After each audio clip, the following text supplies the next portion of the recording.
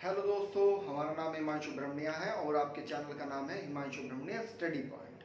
ठीक है, तो जैसे हम ज्योग्राफी की श्रृंखला चल रही है, इससे पहले आपने पूर्वी घाट पढ़ लिया है, तो अब की बार हमें क्या पढ़ना है? पश्चिमी घाट पर्वत पढ़ना है ना।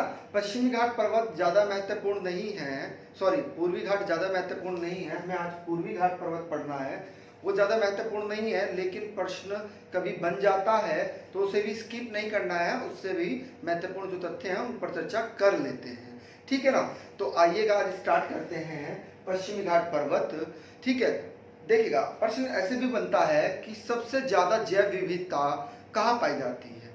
तो सबसे ज्यादा जैव विविधता वास्तव में पश्चिमी घाट पर्वत पर पाई जाती है ना। ऑप्शन में रहता है पूर्वी घाट पर्वत और पश्चिमी घाट पर्वत। तो पश्चिमी घाट पर्वत पर ज्यादा जैव विविधता मिलती है क्योंकि यहाँ पर वर्षा भी ज्यादा प्राप्त होती है। पूर्वी घाट पर्वत पर बेसिकली जो उष्ण चक्रवात होते हैं उन्हीं से वर्षा प्राप्त होती है या बंगाल की खाड़ी की शाखा से प्राप्त होती है। ठीक है ना, आइएगा स्टार्ट करते हैं। तो ये क्या है? ये पश्चिमी घाट पर्वत है। वास्तव में पश्चिमी घाट पर्वत क्या है? कटा छटा है। जैसे आपने, है ना, सॉरी बार बार हम पश्चिमी घाट बोल रहे हैं, पूर्वी घाट। पूर्वी घाट क्या है? वास्तव में कटा छटा है। क्या है? कटा छटा है, क्योंकि पूर्वी घाट पर्वत है क्या? कटा छटा होने का कारण क्या है इसका? वास्तव में कटा छटा होने का कारण यह है कि जो नदियों का प्रवाह है, अर्थात जो प्रायद्वीपीय पठार है हमारा, जो प्रायद्वीपीय पठार है, वो प्रायद्वीपीय पठार का ढाल पूर्व की ओर है। किधर है? पूर्व की ओर है। अर्थात जो नदियां प्रवाहित हो रही हैं, जो पश्चिमी घाट पर्वत से निकलती हैं, वो अपना मुहाना कहाँ बनाती है? बंगाल की खाड़ी में अपना मुहाना बनाती हैं। तो जिस क्रम में क्या हो गया है, उन नदियों ने क्या कर दिया? अपरदित कर दिया है। जैसे त्रियंबक नामक स्थान से, अर्थात कालसूबाई चोटी से कौन सी नदी निकलती है? तो गोदावरी निकलती है। कौन सी? गोदावरी। ठीक है ना, आ रही बात समझ में? और महाबलेश्वर से कौन सी निकलती है? कृष्णा निकलती है। कौन सी निकलती है? कृष्णा नदी निकलती है महाबलेश्वर चोटी से, जो पश्चिमी घाट पर्वत पर स्थित है। पुष्पगिरी को क्या कहते हैं? ब्रह्मगिरी भी कहते हैं। तो ब्रह्मगिरी से कौन सी निकलती है? कावेरी। कौन सी? कावेरी नदी निकलती है। तो देखिएगा, ये बड़ी नदियां हैं, ये अपना मुहाना कहाँ बना रही है? बंगाल की खाड़ी में बना रही हैं, जिसके कारण क्या हो गया है? वास्तव में एक समांतर रेखा में हमें पूर्वी घाट पर्वत नहीं प्राप्त होता है ना। है ना, आ रही है बात समझ में? समांतर रूप से प्राप्त नहीं होता है, कटा छटा प्राप्त होता है। प्रश्न ये भी पूछा जाता है कि जो ज्यादा गैप है वो कहां पर मिलता है? वास्तव में जो ज्यादा गैप है वो गोदावरी और कृष्णा के बीच में जो स्थान है वह ज्यादा खाली है ना। ज्यादा जो गैप प्राप्त होता है वह वास्तव में कृष्णा और गोदावरी के बीच में। आपने देखा होगा कि यहाँ पर ज्यादा गैप दिखाई दे रहा है, और उसके बाद तो फिर आपको क्या दिखाई दे रहा है कि कुछ पहाड़ियां हैं, है ना। लेकिन जो ज्यादा गैप है वास्तव में, वह ज्यादा गैप किसके बीच में है? कृष्णा और गोदावरी के बीच में है ना। आ रही है बात समझ में? प्रश्न ये भी पूछा जाता है कि जो पूर्व में, बिल्कुल ध्यान समझिएगा, यानी कि पूर्व की बात करें, दक्षिण की बात करें, दक्षिण में और उत्तर में, यानी कि उत्तर में और दक्षिण में इनकी चौड़ाई में अंतर आता है। वाकई में चौड़ाई में अंतर आता है, यानी कि जो दक्षिण उत्तर की ओर है, उत्तर की ओर इसकी चौड़ाई जो होती है वह 200 मीटर होती है। कितनी? 200 मीटर है। जबकि जो दक्षिण है यहां पर कितनी होती है? 100 मीटर इसकी चौड़ाई पाई जाती है। कितनी? 100 मीटर। यानी कि उत्तर में 200 मीटर और दक्षिण में 100 मीटर किसकी चौड़ाई पाई जाती है? पूर्वी घाट पर्वत की चौड़ाई पाई जाती है ना। प्रश्न ये भी बनता है कि वास्तव में आपको पता ही है कि जो तमिलनाडु का, ये पूछा भी जाता है, 3 तट के आधार पर हम इनको पढ़ते हैं। किनके? 3 तट के आधार पर। कोरमंडल तट। कोरमंडल तट कहां से? तमिलनाडु से, तमिल से कहां तक? आंध्रा तक है, आंध्र प्रदेश तक है, आंध्रा तक है। क्लियर है पॉइंट? आ रही है बात समझिए? आंध्र प्रदेश तक है।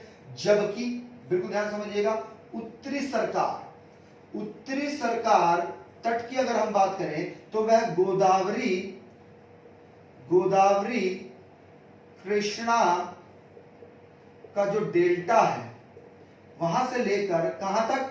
महानदी तक, महानदी तक है ना, उत्तरी सरकार। अब अगर हम बात करें उत्कल तट की, किसकी, उत्कल तट की अगर हम बात करें तो वह महानदी से लेकर कहां तक, महानदी से लेकर कहां तक है, हुगली नदी तक है। कहां तक, हुगली नदी तक। यहाँ पर पश्चिम बंगाल में हुगली नदी है कि नहीं है, ये हुगली नदी है यहाँ पर, है ना। और यहाँ पर छोटा नागपुर पठार से ही कौन सी नदी निकलती है, महानदी, है ना। आ रही है बात समझ में, क्लियर पॉइंट। तो ये तो तट के आधार पर है ना, क्योंकि तट से भी प्रश्न बन जाता है कि आपसे पहाड़ी दे दिया जाएगा और तट का नाम पूछ लिया जाएगा कि किस तट पर है ना, तो उनको भी समझना जरूरी होता है। आइएगा समझते हैं, स्टार्ट करते हैं, चलिए देखिएगा। जो इसकी लंबाई है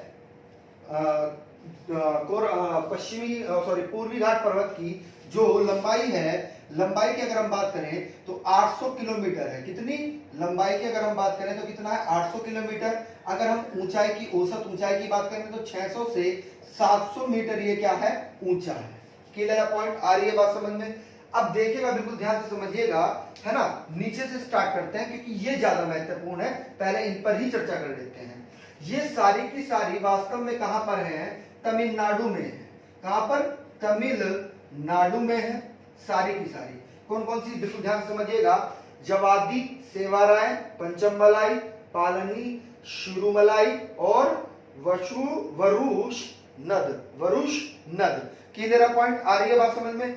वास्तव में एक चीज समझिएगा, जो सेवाराय पहाड़ी है उसी पर ही एक हिल स्टेशन भी स्थित है और ये पूछा जाता है, याक लिख देते हैं इसको, यारकोड पर्यटन स्थल किस पहाड़ी पर स्थित है, तो आपका आंसर क्या होगा भाई, सेवाराय पहाड़ी पर। किस पर, सेवाराय पहाड़ी पर, यह पूछा जाता है। अब ये सारी की सारी किस तट के अंतर्गत आएंगी, ये भी प्रश्न बनेगा। तो ये सारी की सारी कोरमंडल तट के अंतर्गत आएंगी। किसके अंतर्गत आएंगी, कोरमंडल तट के अंतर्गत आएंगी। पॉइंट क्लियर है, बात समझ में आ रही है, ठीक है। चलिएगा, अब एक चीज समझिएगा, बिल्कुल ध्यान से आइएगा।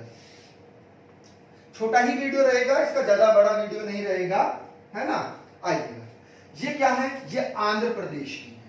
ये क्या है हमारा, वास्तव में ये आंध्र प्रदेश की है ना। Clear point. तमिलनाडु से ऊपर कौन सा है, आंध्र प्रदेश। आंध्र प्रदेश से ऊपर क्या है, उड़ीसा। उड़ीसा से ऊपर क्या है, पश्चिम बंगाल, है ना। आ रही है बात समझ में। 4 ही तो आपके तटीय राज्य हैं। पूर्व में कितने तटीय राज्य हैं, 4 तटीय राज्य है ना। सबसे ऊपर क्या है, पश्चिम बंगाल, उसके बाद में क्या है, उड़ीसा। उड़ीसा के बाद में आंध्र प्रदेश। आंध्र प्रदेश के बाद में तमिलनाडु, ठीक है। आंध्र प्रदेश की जो पहाड़ियां हैं, देखिएगा समझिएगा, यहां पर एरामलाई, क्या है, एरामलाई।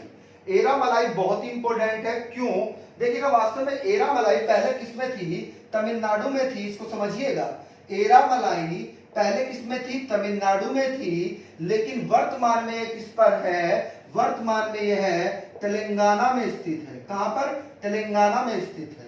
पॉइंट क्लियर है, बात समझ में आ रही है। कहां पर स्थित है, तेलंगाना में स्थित है, बहुत ही इंपॉर्टेंट है। उसके बाद है रन्नामलाई, वेलिकोंडा, पालकोंडा और नागरी। ये सब कहां पर है, ये सारी की सारी कहां पर है, तमिलनाडु में, सॉरी आंध्र प्रदेश में स्थित है। कहां पर, आंध्र प्रदेश में स्थित है। क्लियर पॉइंट, आ रही है बात समझ में।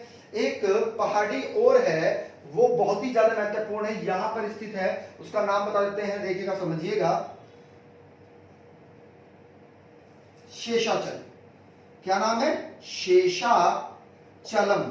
शेषाचलम पहाड़ी भी वास्तव में तेलंगाना में ही स्थित है ना। पहले आंध्र प्रदेश में थी, अब तेलंगाना में स्थित है। वास्तव में देखिएगा, अलग अलग बुक्स में अलग अलग लिखा है, लेकिन आयोग क्या मानता है, अब उसको समझिएगा, इसे नोट करिएगा आप। अगर आपको कहा जाए कि कर्नाटक व आंध्र प्रदेश की सीमा पर कौन सी पहाड़ी स्थित है, तो शेषाचलम पहाड़ी स्थित है। कौन सी पहाड़ी स्थित है, शेषाचलम पहाड़ी स्थित है। किसकी सीमा पर, कर्नाटक और आंध्र प्रदेश की। हाँ बिल्कुल, नोट करिएगा आप भी, ठीक है। चलिए, अब समझिएगा बिल्कुल ध्यान से, एक प्रश्न और बनेगा आपका, उसको भी समझिएगा। एक प्रश्न क्या बनता है, बिल्कुल ध्यान समझिएगा, ये पूछा गया प्रश्न है, मेलागिरी पहाड़ी कहां पर स्थित है? तो मेलागिरी पहाड़ी वास्तव में कर्नाटक व तमिलनाडु की सीमा पर स्थित है। किसकी? तमिलनाडु की सीमा पर स्थित है। कर्नाटक व तमिलनाडु की सीमा पर स्थित है। यहां पर कुछ अवस्थिति रहेगी उसकी, है ना। आर्य बात समझ में? कर्नाटक और तमिलनाडु की, है ना, ये देखिएगा यहाँ पर कर्नाटक है, ये तमिलनाडु है, कुछ स्थिति में यहाँ पर रहेगी। क्लियर है पॉइंट? आर्य बात समझ में? देखिएगा प्रश्न बिल्कुल ध्यान से सुनना है क्योंकि यहाँ पर कंफ्यूजन बना रहता है।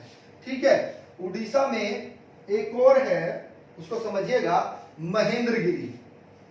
यहीं से क्या होता है? यहीं से तो महेंद्रगिरी से ही तो क्या छोड़े जाते हैं? बता सकता है कोई?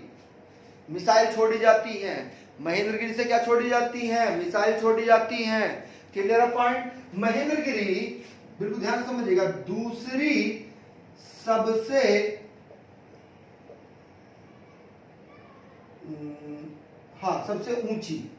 सबसे ऊंची चोटी है।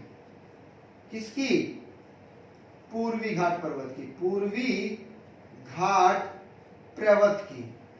अगर पहली का नाम ले तो देखिएगा कंफ्यूजन रहता है यहाँ पर, है ना। क्या रहता है? कहीं कहीं पर लिखा होता है विशाखापट्टनम। क्या? विशाखापट्टनम लिखा होता है। और कहीं कहीं पर क्या लिखा हुआ? आरैयाकोट्टा लिखा होता है। तो वर्तमान में आरैयाकोट्टा पर ही आपको निशान लगा के आना है क्योंकि इसकी ऊंचाई कितनी है? वास्तव में इसकी ऊंचाई 1696 मीटर है। कितनी?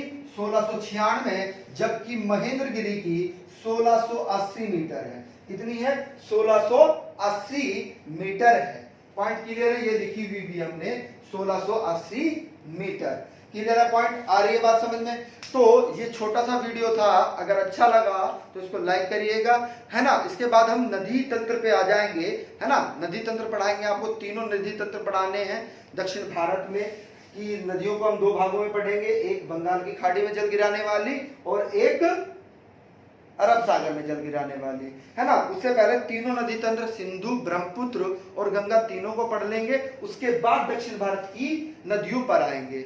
ठीक है। क्लियर है पॉइंट? आ रही है बात समझ में? चलेगा। अगर वीडियो अच्छा लगा हो तो इसे लाइक करिएगा।